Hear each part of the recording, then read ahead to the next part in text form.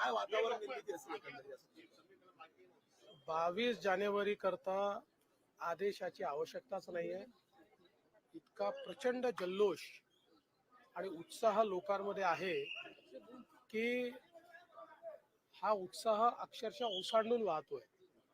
कारण जवळजवळ 500-600 वर्ष जो संघर्ष चालला, त्या संघर्षानंतर पुन्हा एकदा रामलला हे प्रत्यक्ष त्यांच्या जन्मस्थानी स्थापित होत आहे.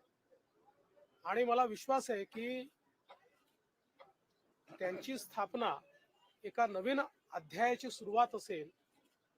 एक आत्मनिर्भर, आत्माभिमानी अशा करता स्वाभिमानी भारत हा आपल्याला त्या दिवसापासून निश्चितपणे पाहायला मिळेल. आणि म्हणून आम्ही सगळे देखील अतिशय उत्कंठेने त्या दिवसाची वाट पाहतो. सर, आपण म्हणाल की चार मुद्दे घेऊन एक भाजपचा बडा नेता माझ्याजवळ आलेला होता. 3 वर्षापूर्वीच उद्धव ठाकरेंचं सरकार पडलं असतं, मी नकार दिला म्हणून माझ्या घरी दुसऱ्या दिवशी सीबीआयची रेड पडली. इतक्या उशिरा का सांगतायत ते? योग्य वेळी सांगायला पाहिजे होतं ना. मला असं वाटतं की राजकारणामध्ये अशा स्टेटमेंटला काही फार अर्थ नसतो, त्याच्यावर फार रिएक्शन द्यायची नसते.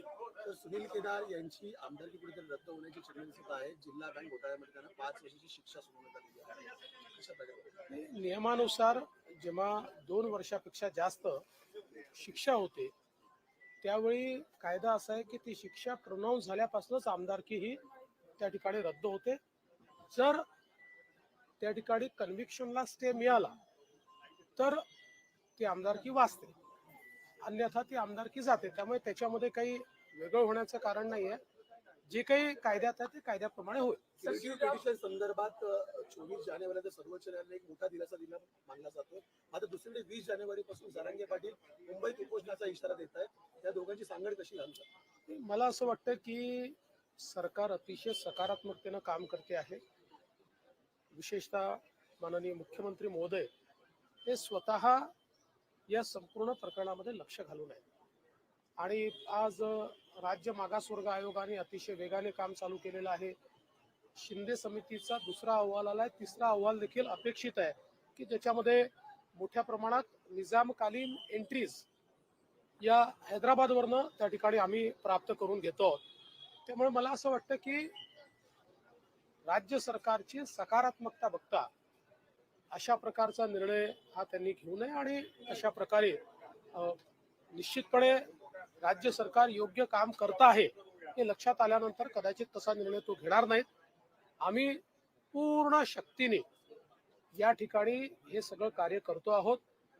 कुठेही ओबीसी समाजाला त्रास होणार नाही, ओबीसी समाजावर अन्याय होणार नाही याची संपूर्ण काळजी घेत मराठा समाजाच्या आरक्षणावर अत्यंत सकारात्मक कारवाई ही राज्य सरकारच्या वतीनं चालली. राम मंदिर मुंबई में आंदोलन करने वाले सरकार को सीधी चुनौती हुई है, जितने क्यों क्या 3 करोड़ लोग मुंबई में आने वाले हैं. ऐसे में कानून व्यवस्था का भी सवाल खड़ा होता है. आप क्या आह्वान करेंगे उनको, क्या वो रोकने का आह्वान करेंगे? देखिए, राज्य सरकार इस मामले में बहुत सकारात्मकता से काम कर रही है. जो राज्य पिछड़ा वर्ग आयोग है उसने बहुत तेजी से अपना कार्य शुरू किया है. एक बहुत एक्सटेंसिव सर्वे उसके माध्यम से हो रहा है. जो शिंदे कमेटी है उस कमेटी ने भी 2 रिपोर्ट दिए और तीसरा रिपोर्ट हैदराबाद से सारे निजामकालीन डॉक्यूमेंट्स, दस्तावेज प्राप्त करके वो देने वाले हैं. तो मुझे लगता है कि इसकी डेडलाइन भी माननीय मुख्यमंत्री जी ने सेट कर दी है और फरवरी में हम लोग इसमें स्पेशल सेशन में ये आरक्षण का मसला सुलझाने वाले हैं. ये भी उन्होंने बहुत स्पष्ट रूप से कहा है. तो अभी एक डेडलाइन के हिसाब से ये सारा कार्य चल रहा है. इसलिए मुझे लगता है कि निश्चित रूप से हमारे कार्य को देखते हुए इस प्रकार का कोई उपोषण या इस प्रकार से इतने लोगों को यहाँ लाना ये नहीं होगा. हम लोग ये प्रयास करेंगे कि ये सारी जानकारी भी उन तक पहुंचे कि कितने तेजी के साथ राज्य सरकार कार्य कर रही है. सर, 20 तारखेला सर त्यांचा प्रश्न होता. सिंधुदुर्ग किल्ल्यावरती त्यांचं मंदिर आहे, त्याची देखभालसाठी महिन्याला 500 रुपये दिले जातात. मुख्यमंत्र्यांनी 25,000 देण्याचे आदेश दिले होते. अधिकारी पालन करत नाही, अशा अधिकाऱ्यांवर काय कारवाई केली जाईल? मुख्यमंत्र्यांचे आदेश जर कुठले अधिकारी पालन करत नसतील तर त्यांच्यावर कडक कारवाई केली जाईल. सर, 20 तारखेला जरांगे यांचं आंदोलन आहे, 22 तारखेला अयोध्येमध्ये राम मंदिराचं आहे. तर कशा प्रकारची संकट घातली जाईल, कारण की ते आंदोलन होणार नाही यासाठी सरकार काही प्रयत्न करणार? सरकारचा हा नेहमीच प्रयत्न असतो की चर्चेतनं आणि सकारात्मक निर्णयातनं मार्ग निघाले पाहिजे. सर, सलीम कुत्तासोबतच्या पार्टीचा एक उल्लेख जो आरोप प्रत्यारोप होत आहेत. संजय राऊत यांनी फोटो दाखवला ज्यामध्ये सुधाकर बडगुजर, तुम्ही आणि व्यंकटेश मोरे हे भाजपचे पदाधिकारी एकत्र दिसत आहेत आणि भाजपच्या या पदाधिकाऱ्यांनीच ही पार्टी आयोजित केली होती असा आरोप संजय राऊत. संजय राऊत रोज वेगवेगळे आरोप लावतात, त्यामुळे त्यांच्या आरोपाला मी उत्तर देणं एवढी माझा स्तर खाली गेलेला नाही असून तुम्ही आमच्या एखाद्या प्रवक्त्याला विचारा. सर, इंडिया अलायंस जिस तरीके से साथ में आके प्रधानमंत्री के खिलाफ करने की कोशिश कर रहा है, वही हम देखते हैं कि एक और जहाँ पे राहुल गांधी है, गौतम अडानी के खिलाफ खड़े होते हैं, उद्धव ठाकरे खड़े होते हैं, वहीं शरद पवार जो है 25 करोड़ का उनको फायदा मिलता है, उनके टेक्निकल इंस्टीट्यूट के लिए गौतम अडानी मदद करते हैं, वहाँ उनकी तारीफ भी करते हैं. क्या चल रहा है इंडिया अलायंस के साथ? देखिए, मैं इसके ऊपर कुछ नहीं कहूँगा.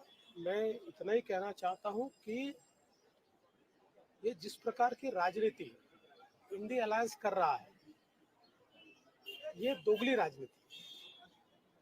एक और यहाँ पर किसी एक विषय को लेकर वो विरोध करते हैं, किसी उद्योगपति का विरोध करते हैं, और वही बिहार में जो इनकी अलायंस के सबसे प्रमुख व्यक्ति जहाँ मुख्यमंत्री है, वहाँ पर उनका स्वागत करके 8,000 करोड़ का निवेश उनसे ही लेते.